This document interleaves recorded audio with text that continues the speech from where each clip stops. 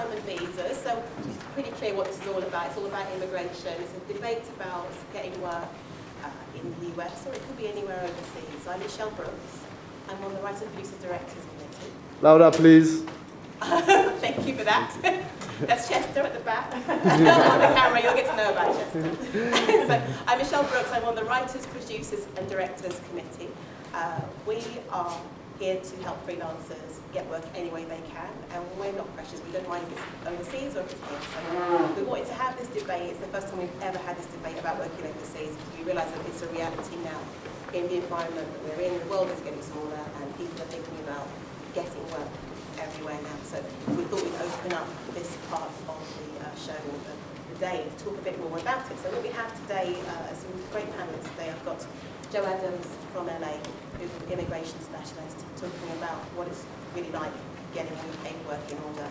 I've got Alex Kalimios, who's a director, who's just come back from filming Salem. Yep. And then I've got Cheryl Turner, just behind me. I'll make her a bit bigger than this. She's an actress who's been out in the States since 2009. Getting acting work, whether it's voiceovers, audio books. She's been out there doing it. I met her over here when I was working for B Media, shooting a short, and her personality is so infectious and she's so lovely that I always stay in touch with her. I always want to know how she's getting on, and I just thought she was the perfect person to talk a little bit more about what it's really like. So I hope you give them all a warm welcome, okay?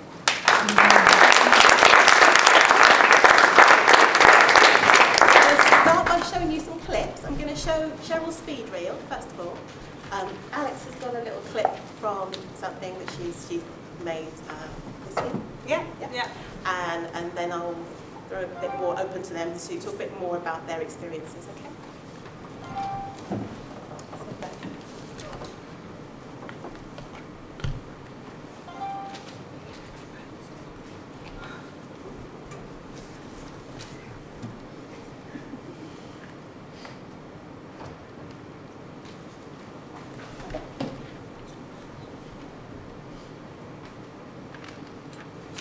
It's very small, don't worry, hold on.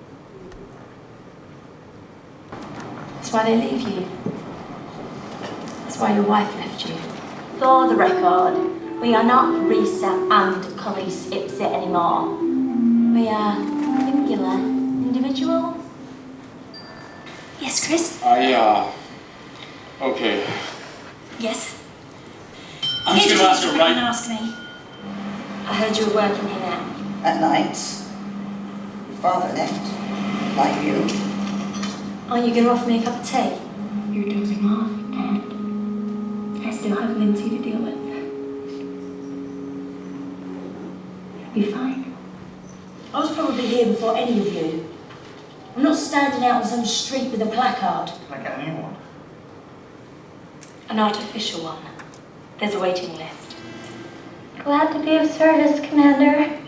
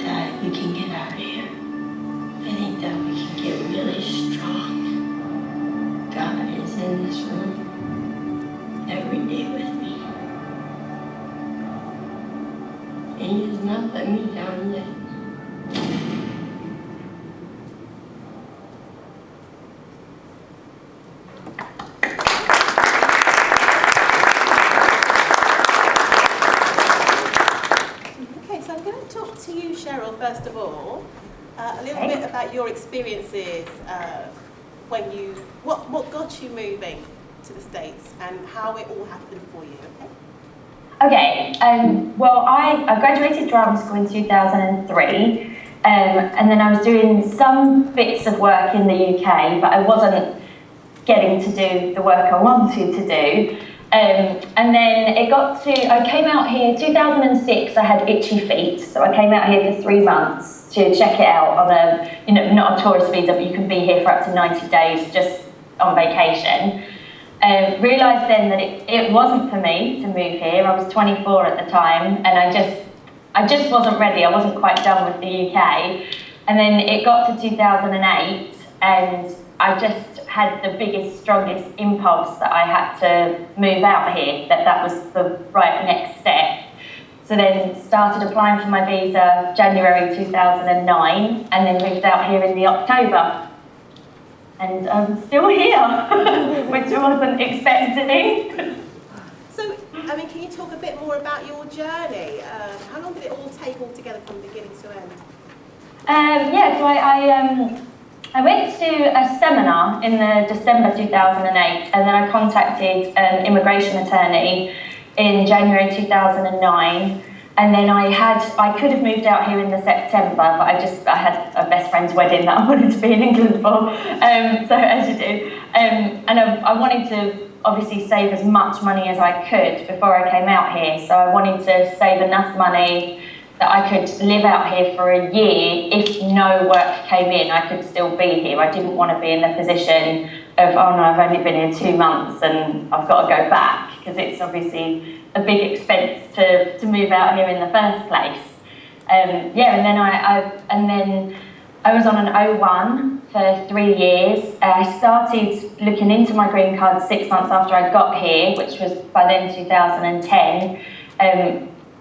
Spent the next 2 years building my case, the same as I'd done with my O1, and then filed for the green card in 2012, and I got that in September 2012, so I've had that for nearly 3 years, which is amazing. I never thought I would want to be here longer than the 3 years on my O1 visa. I thought, 3 years will be plenty, but I'm still here. That's great.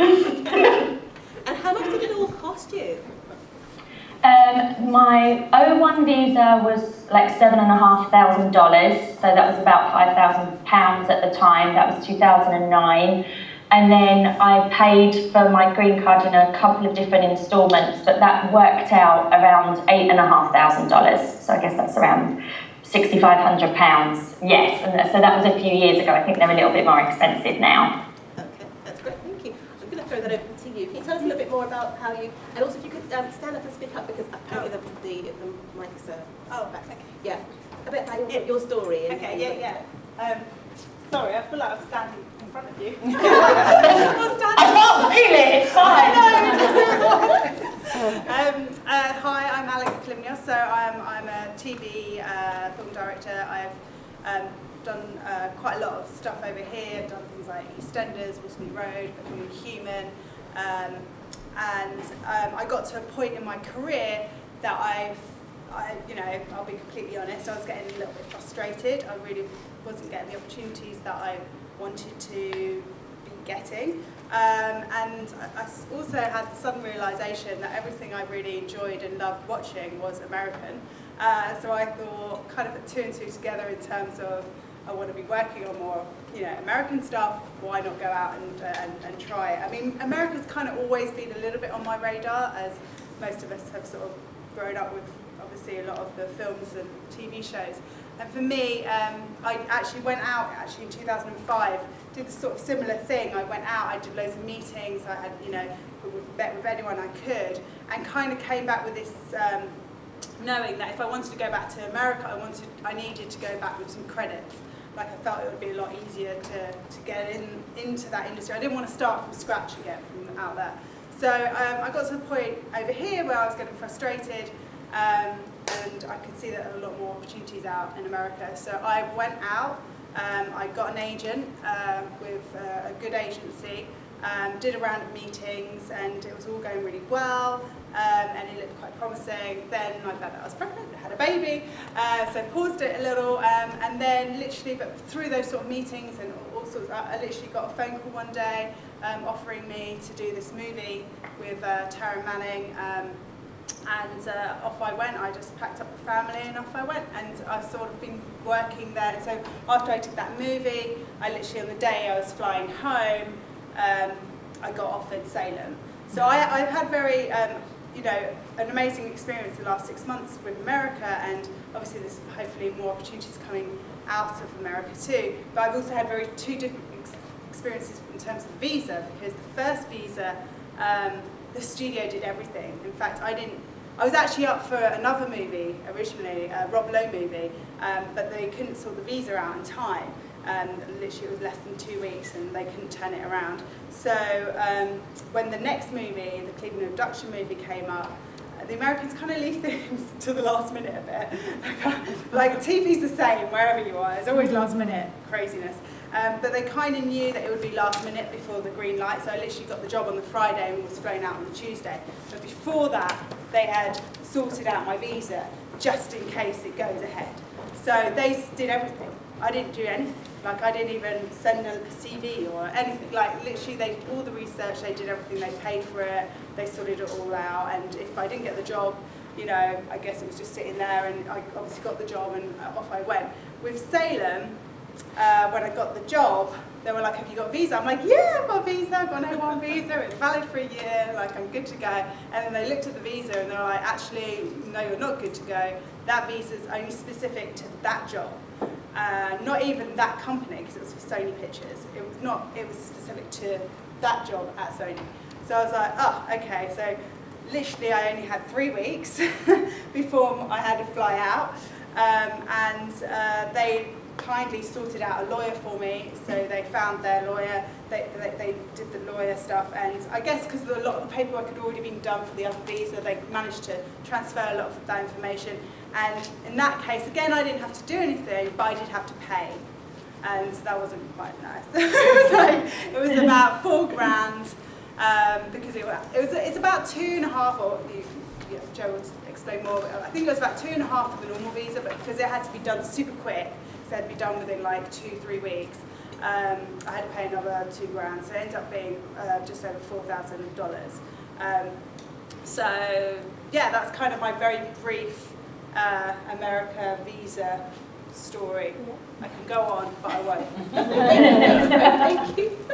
So Joe, are these typical stories that you hear? Are these typical? Yeah, hi everyone. I'm Joe Adams. I'm an attorney licensed to practice law in California and federal law, which is part of immigration law. So in the U.S., we have federal laws, which are national laws, and state by state, some states have their own laws, but not on immigration. So I can practice law in California and national law on things like immigration or tax, things like that.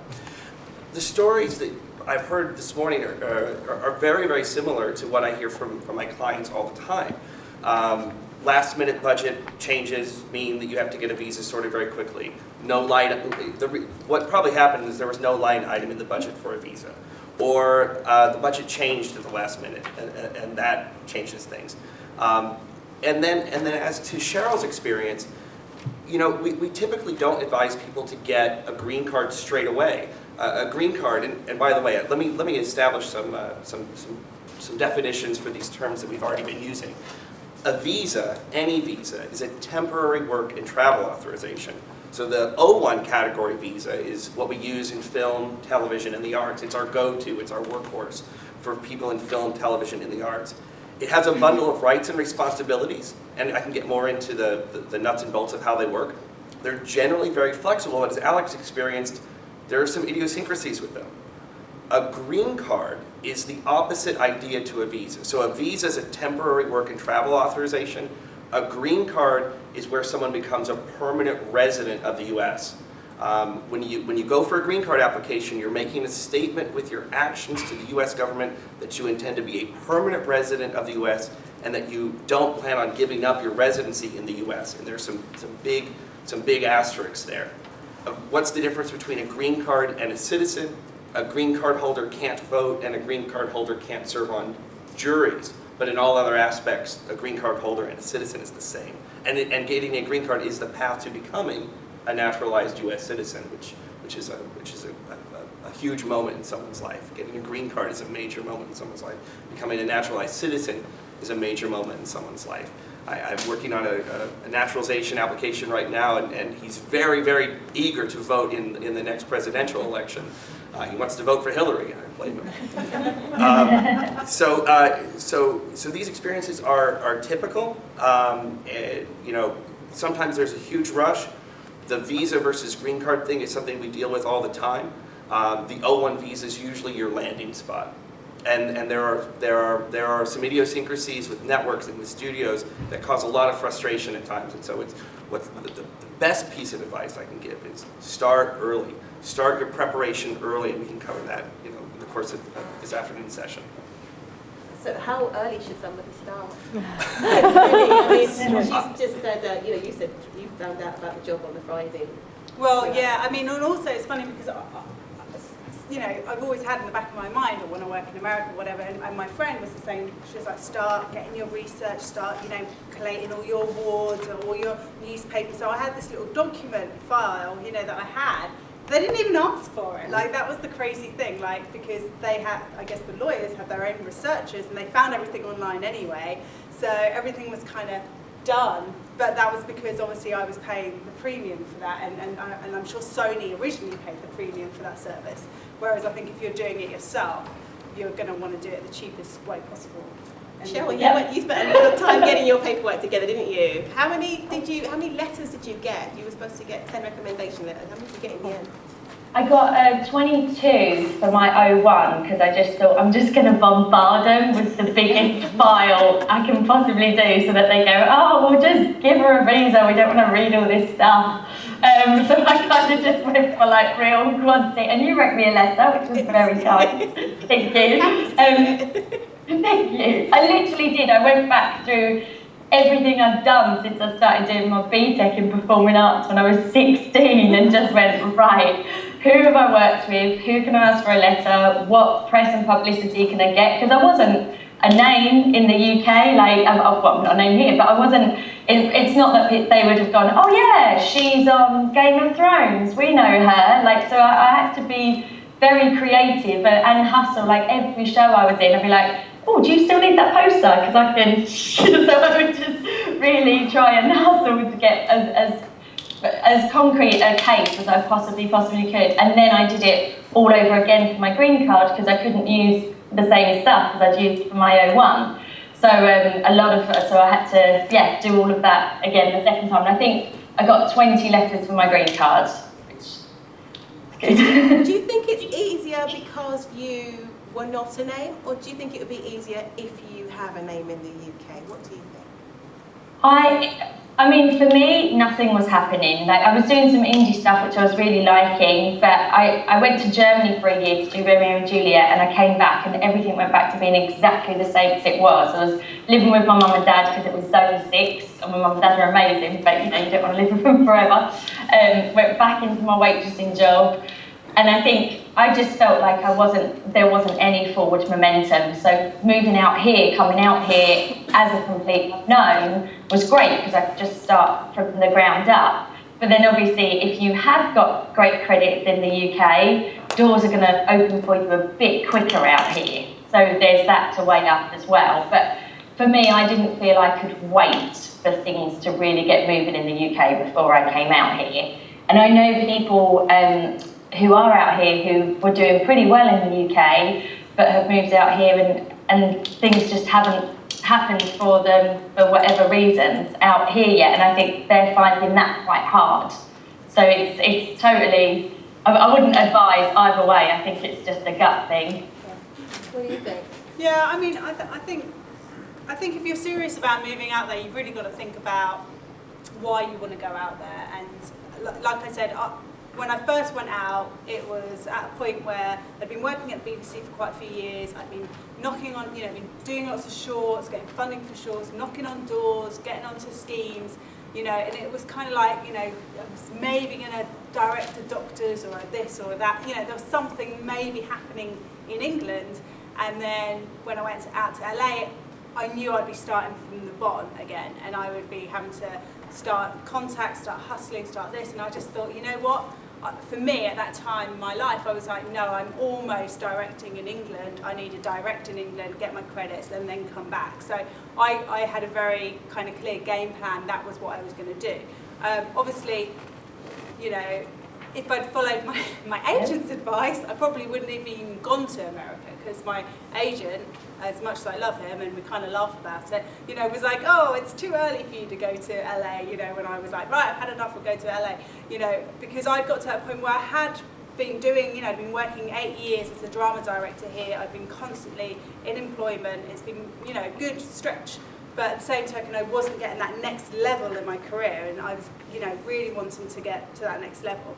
So for me, I was like, I've got to do it now, whereas I think my agent, you know, was like, no, you need to do a Sherlock or a this or that, you know, like a bigger show. And I was like, well, I'm not getting those bigger shows, so I needed to do something for me, how, you know, and for me it was perfect timing, because I think in America, well, and here, obviously there is a conversation going, even though it's 2015, and I can't believe we're still having this conversation, about the lack of diversity in directors, lack of women directors.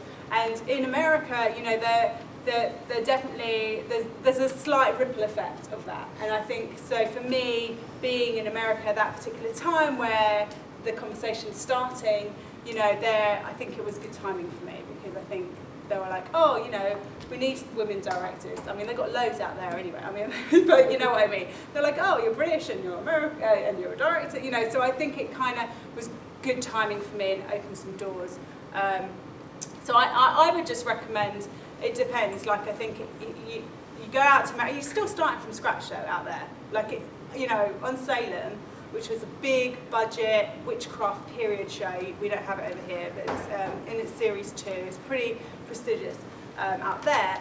You know, I was still treated like I hadn't directed anything. Do you know what I mean? I was still the newbie, I still need to prove myself again on every single thing I do. And it is until I've got a reputation out there, you know I'm still going to have to be working quite hard out there to really make a name for myself. So, you know, but it is cool out there. So I would recommend it. Can I, one more bit before I bring you in. Joe, how hard is it for you to put a case together for somebody starting from scratch? Well, it's a bit of a how long is a piece of string kind of conversation. The quickest we can put together a case is as quickly as someone can get me the documents and information that I need to put together the case. The lawyer really can't do it solely by him or herself. You know, Alex's experience was great, but probably what was going on behind the scenes, and I wasn't her lawyer, what was going on behind the scenes was a lot of people liaising directly with the production company and the network. It didn't come out of thin air. Usually there's a lot of dialogue between me and the client directly to get the letters of recommendation together, to get the press organized. And I actually want to sort of highlight this. There are things you can do now that don't cost you anything that will improve your chances of getting a visa sorted, getting a green card sorted down the road. Just show of hands, actors, editors, producers, directors. All of you behind the scenes people need to be more self-promoting. Don't do the British thing of being modest. Try to get an article published. Try to get your photograph published. I kid you not, there are so many times that an editor, producer, director will come to me and they've never had anything published about them. No little article in the Stage, no article in Radio Times. Something small, something modest is fine. Don't be British in this. So be an advocate for yourself and let me take that and run with it as your advocate. But if you don't give me anything, I don't have anything. Also, commercial success and critical success are interchangeable. So if you're maybe not the kind of person who wants to work on Coronation Street because that's not your art, it's a big show that's been on forever and it's won all the awards. In my Dirty Dozen of Weakest Cases Ever, we had an actor who had appeared on an Iceland commercial. And not a prestigious brand, certainly not, but he was on a big national commercial that ran throughout the entire UK. And he was sort of the voice of the season. It was a Christmas ad.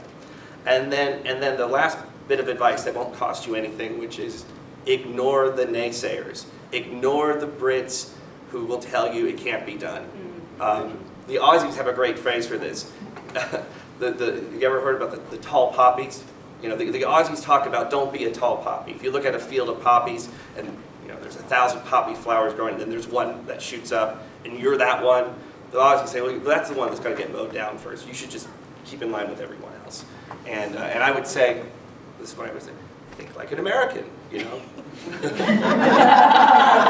Be an optimist. I agree. That's wonderful. Can I start opening the floor to some questions? Can you clarify, it says weakest cases, so did the Iceland guy get through?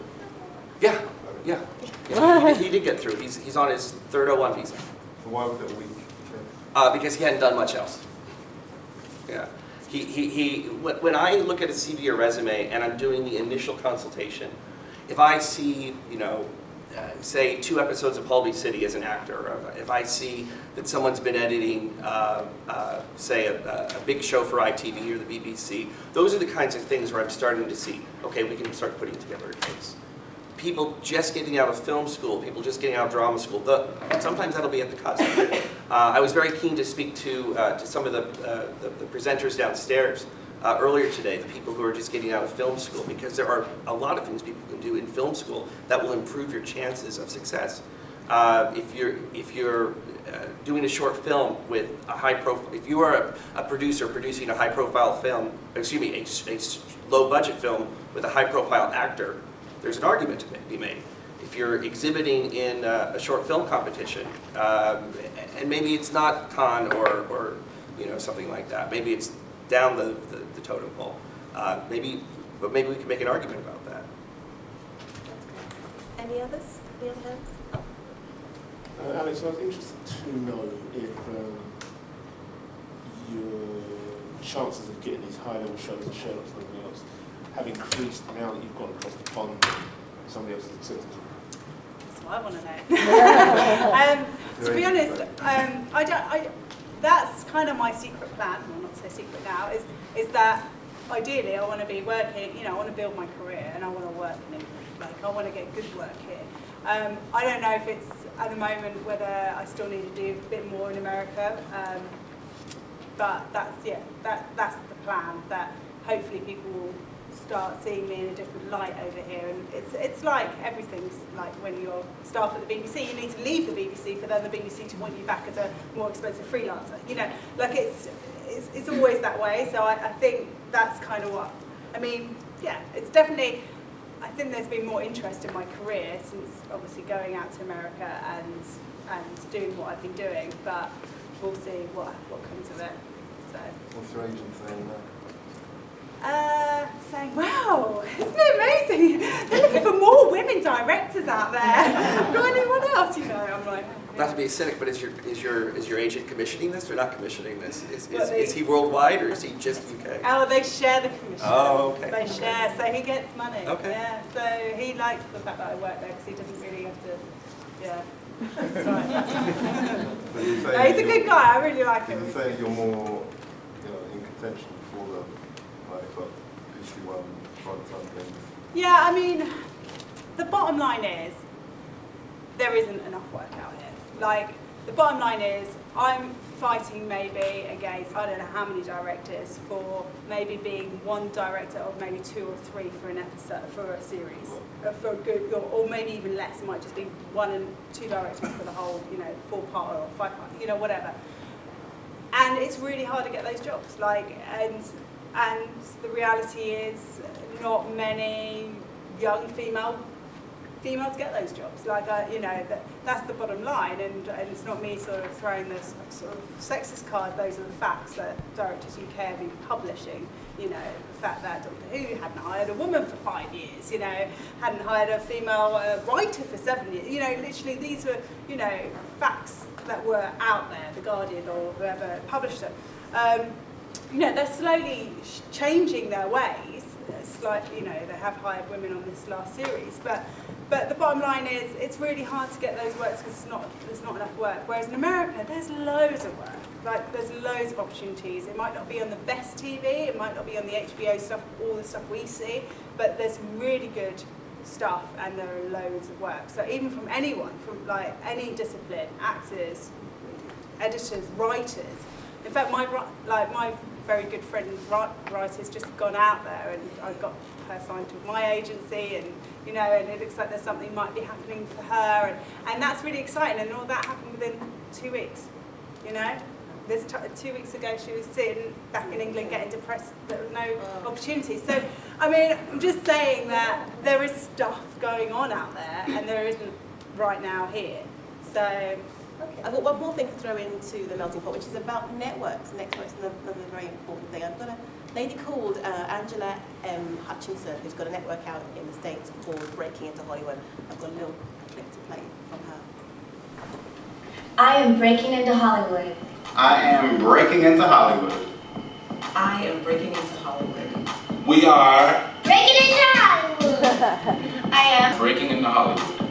I am the founder of Breaking into Hollywood, a 501c3 nonprofit organization that's been helping artists for the past 7 years pursue their dreams. Welcome to the Breaking into Hollywood show. I'm your host, Maria Seves, and we're here at the Writer's Store in Burbank, California to interview today's special guest.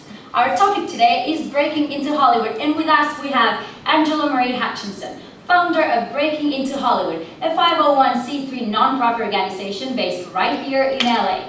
She will share her insight on how to become a successful professional in the entertainment business. Come join me and let's hear what she has to say. So Angela, you have done it all. You've worked at MGM and Warner Brothers, you've written 2 books, and you drove cross-country to pursue your dream to become a successful entertainment professional. So is that why you started Breaking into Hollywood? It is. You know, I thought it was important to have an organization where, you know, entertainment professionals could come together and network. And the mission of Breaking Hollywood is to help aspiring artists in the entertainment industry pursue their careers with creativity, enthusiasm, and integrity. Why is it that some artists break in and others don't? I think one of the reasons that some artists break into other zones is simply because they don't have the tenacity and they aren't persistent. I think that it's important to continue to push and be prepared for all the opportunities that may come your way. And how important do you think is for a professional to understand the business? It's very important. You know, it's one thing to master the craft, but it's also important to understand the business aspect, whether you're an actor or writer or director, because it can really give you an edge up over another professional. So an actress that understands the casting process is able to, you know, get that role much more likely than someone who doesn't understand how projects get cast. What would you say is the key to breaking into Hollywood? Is not quitting. Simple as that. Well, I would like to say thank you to Angela for being with us today. Thank you for having me. And please pay attention to these additional tips. Network, network, and network. Master your artistic craft and learn the business side of the industry. Give back to others while pursuing your dream. Never quit. I hope today's show on Breaking into Hollywood helped shed some light on how to launch or even further excel your career in the entertainment business. Thank you so much for being with us today, and tune in next time to find out more info about Breaking into Hollywood. Now enjoy your ride.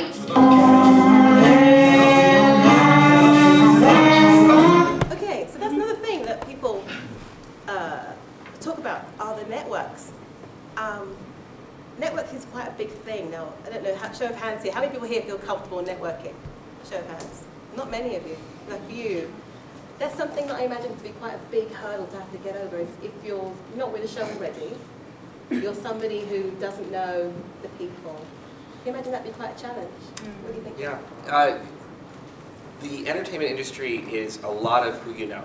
And a lot of where I see people have problems is where people just aren't putting in the time, the face time, to get to meet people.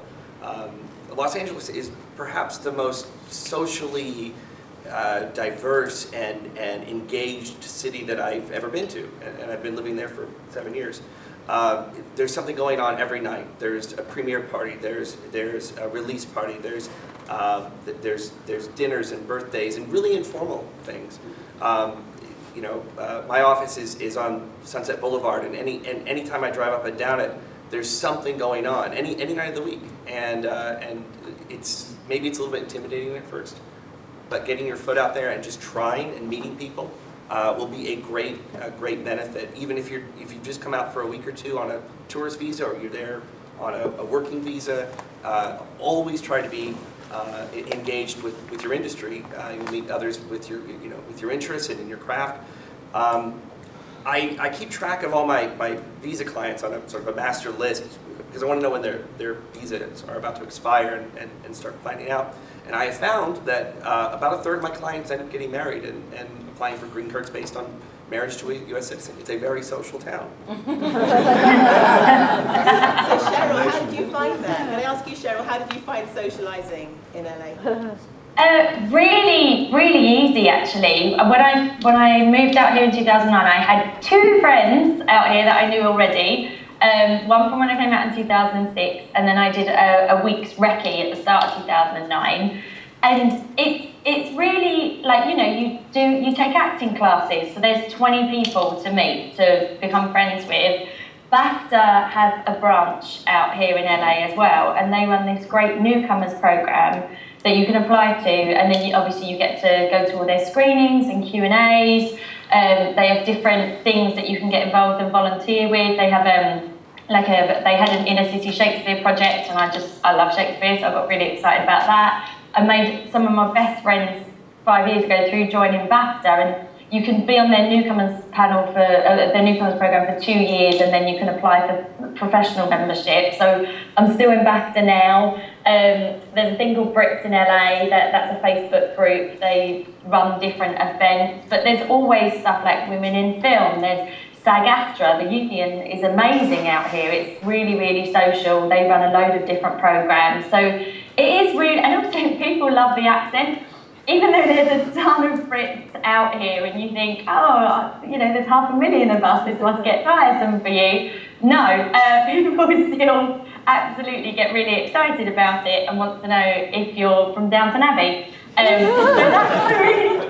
that's a really cool thing. I can see how, because it's very sprawly, and it's not like London or New York where you're on the bus and you're on the tube and you're in with people all the time. Like here, you're in your car on your own, driving for an hour to go and have coffee with somebody. But, so that I can see how that could make it a little bit lonely, but there's so many proactive things that you can do to meet people and socialise. It's great. Any questions? Yeah, question for Alex and Cheryl as well. How do you decide who you're going to have those meets with if you just go out there for like 2 weeks or so to see if it's something that you do definitely want to pursue? How do you decide who you're going to meet with, and how do you actually get through the door, through the Rottweiler secretaries? Yeah, I mean, when I went out in 2005 and I knew no one, I didn't have an agent over here helping me set up meetings. So that's probably more relevant talking about that experience than later on, which obviously happened all through that.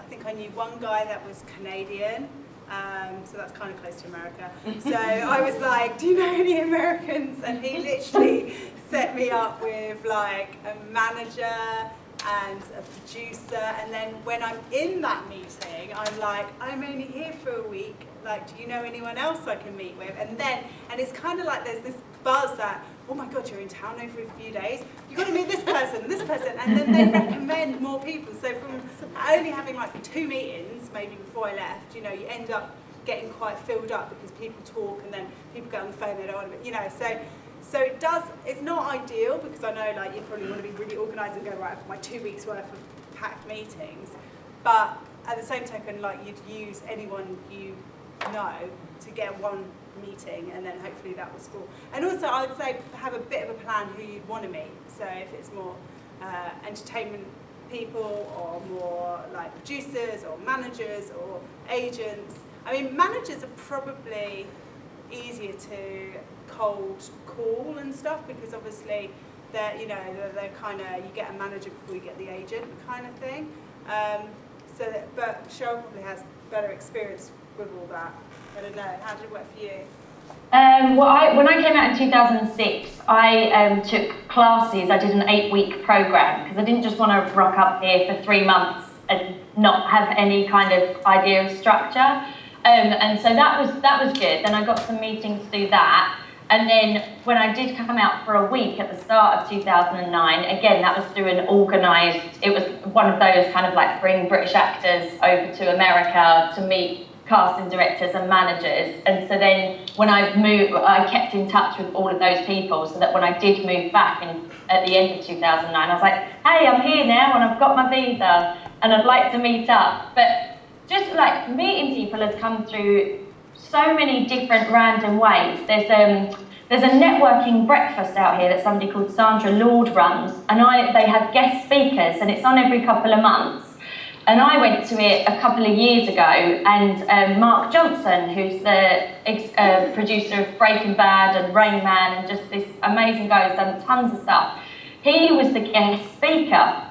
And I wrote to him afterwards. I just found his email address on the IMDb, and I emailed him just to say, because he'd done The Notebook, which really saved me when I was doing my Romeo and Juliet tour, because I would pretend that the guy playing Romeo was Ryan Gosling from The Notebook. And so that was like a little acting trick that I needed to do that helped me a lot. So I wrote to Mark Johnson and just emailed him and said, oh, you know, thanks very much for making The Notebook, because you saved my Romeo and Juliet tour, because I pretended Romeo was Ryan Gosling. And then he wrote back to me, and we've been in touch for the last couple of years, and we'll email and we'll phone each other.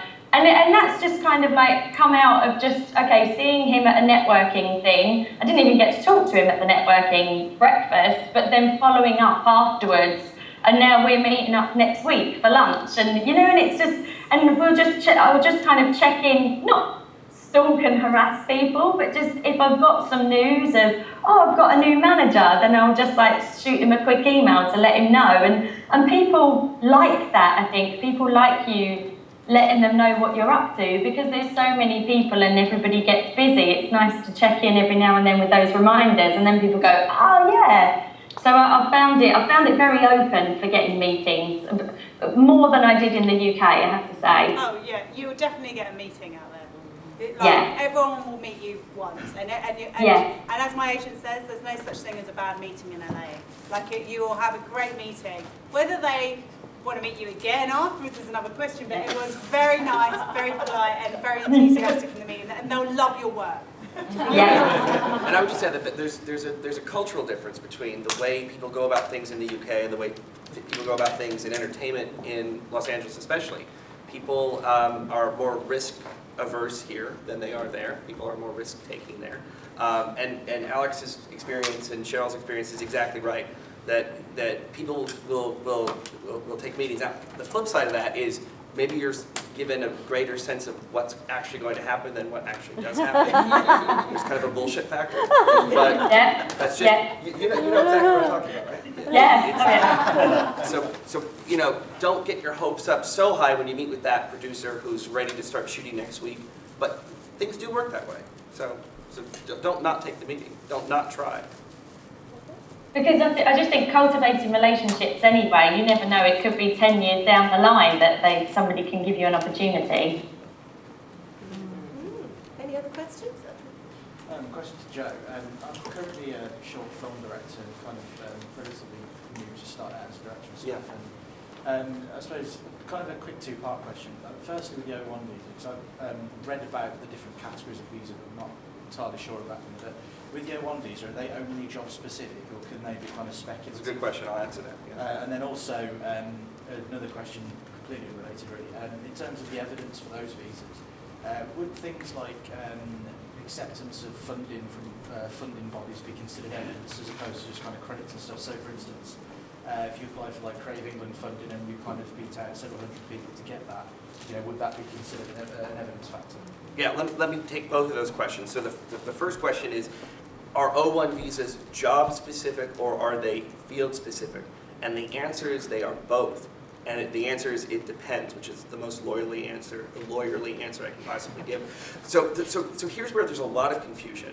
And this is why I say to ignore your friend who went through the process who's telling you something that doesn't sound quite right, and always speak to someone who's qualified to give legal advice, i.e. a lawyer, who has knowledge in this area, because it's very specific.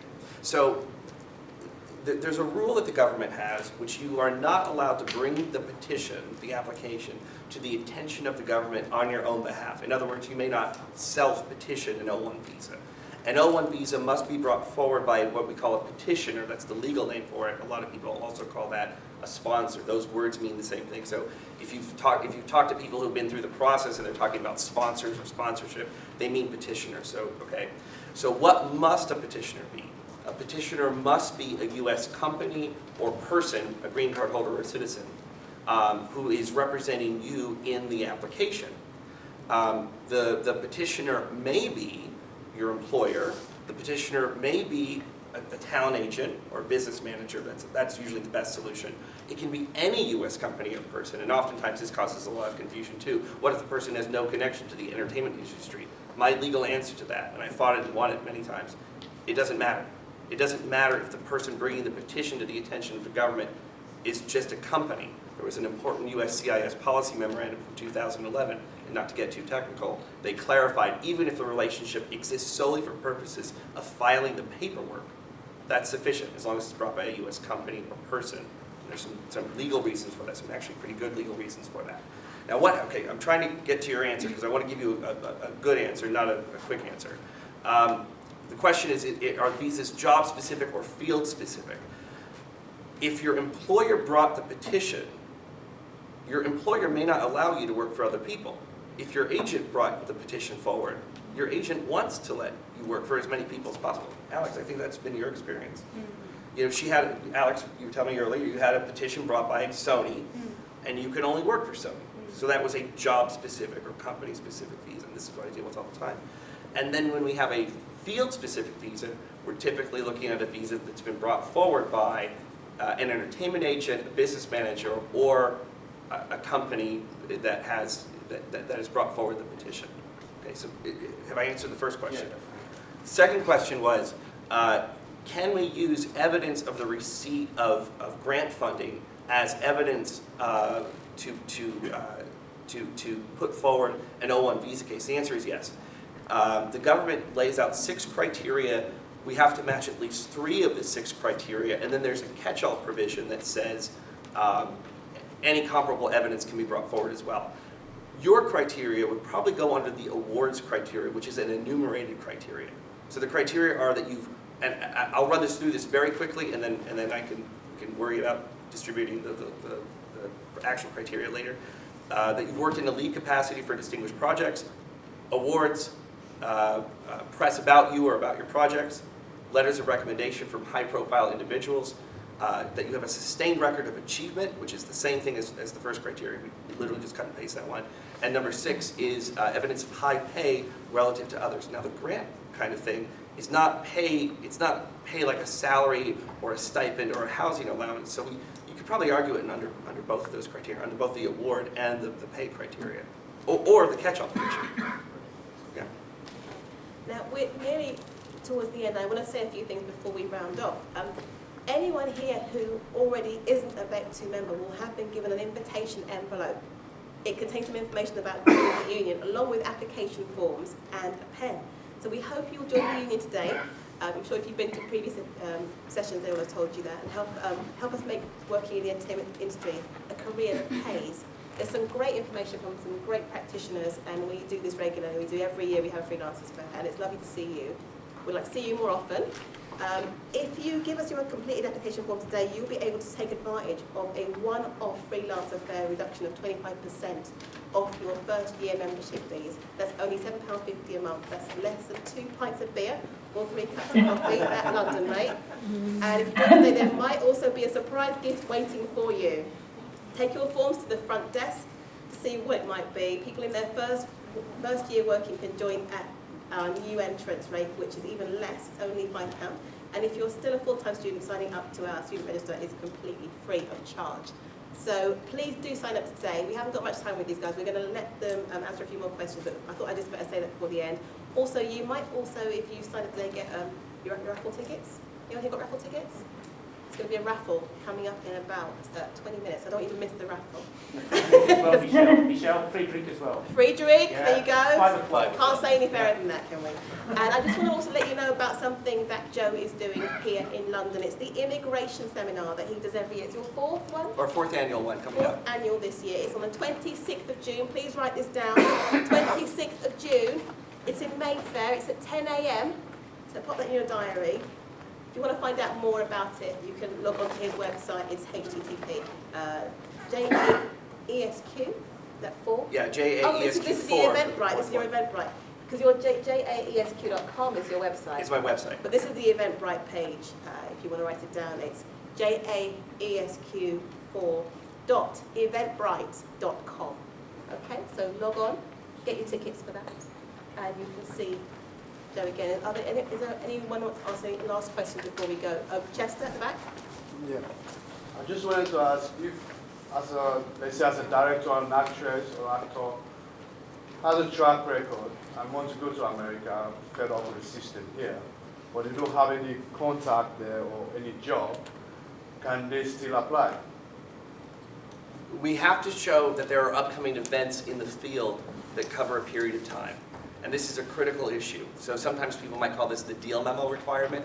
I don't like to call it that. The government has a requirement that we show an upcoming itinerary of events that cover a period of time. The word event is very broadly defined in the regulations to mean a business project, a series of related activities, a lecture series, a conference, a tour. It's in a very, very broad sense. I have a legal conclusion, which like I've said, the enforcement of these regulations changed, the rule hasn't changed. I have a legal proposition that if we were to create a new company and you were to and the company were to offer you a series of related activities, like you were to say to develop a pilot or develop a film and to film that project, that would be an event as per the USCIS regulations. That is my view and the view of some really good lawyers who practice in this area. It is a view that some people find open to question because the government hasn't said firmly that that's okay. But until they say no, that would be my point of view. Any other questions? Any more? Well, I think that it just leaves one question here. Oh, one more? Yeah. So if you Can want you to do me work, a favor? Can you stand up? Yeah, sure. Thank you. Yeah.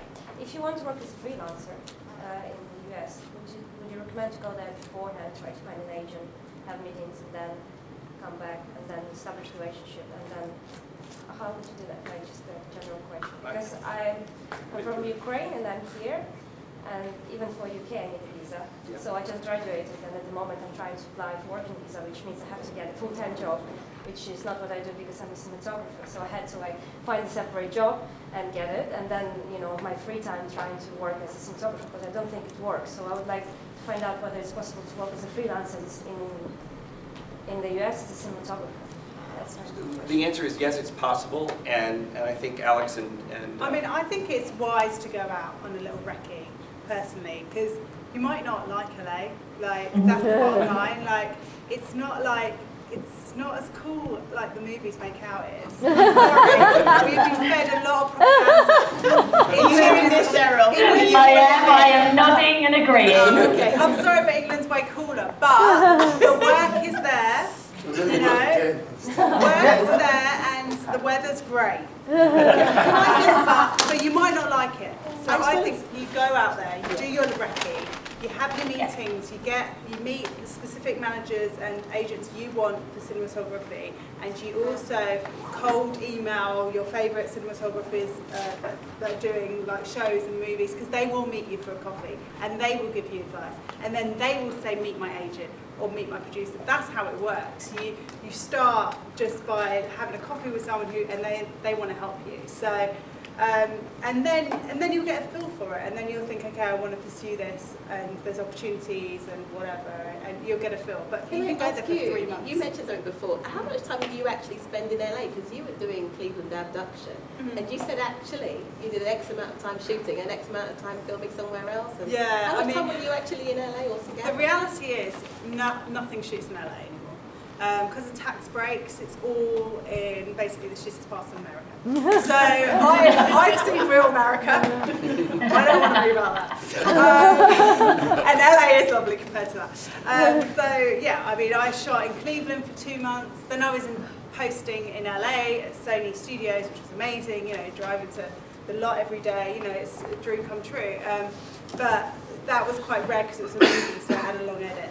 Whereas on TV shows, it's very short. It's 7-day prep, 7-day shoot, 4-day edit, which they don't pay for you to attend. So, like I said, the prep and the shoot would not be in LA. So I was in Shreveport, Louisiana. Shreveport literally is like a bunch of motorways, that's it. And you know, it's not, you go there, you do the job, and then if you want to go to the edit, you fly yourself to LA and you pay for yourself to be in LA and attend that edit.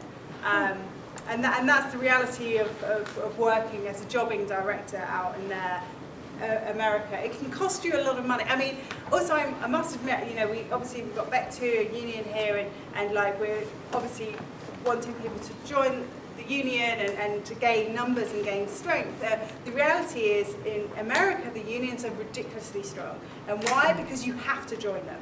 And you know, in order for me to work out there, I had to pay the $11,000 joining fee. Yes, price of a car. Goodbye, car. You know, and then I have to pay my dues on top of that. You know, the percentage of my wages. You know, so it's big business there. It's proper business. There's a lot of money and it's big business, and you will spend a lot of money doing your visa or your unions or on your manager or on your car. Like, it's a very expensive, you know, there's a lot of money when you can finally get it, but you spend a lot of money too. So just to be aware of that. Okay, I've got one more question for you, Cheryl. We're going to round it off. You can hear that thing telling me to hurry up. I thought you were getting a phone call. Have you got a question, Avril? Yeah, just sorry. Joe, actually. Yes. Can the type of work, say if you're, because Americans deem everything subversive, so can the type of work, I'm being stereotypical, sorry, can the type of work affect your chances of getting visas, say if you're a political activist, etc., etc.? The political process is totally separate from the bureaucratic process. There's at the very highest levels of the immigration service, they are presidential appointments with Senate confirmation. And there are enforcement priorities that trickle down through based on priorities. And so right now, we're looking at a possible change to the way enforcement happens if, say, the Republicans were to become the president again. Hillary Clinton has been very pro-immigrant in her speeches. There's not likely another Democratic challenger who would win the Democratic race. And in all likelihood, she will be the next president.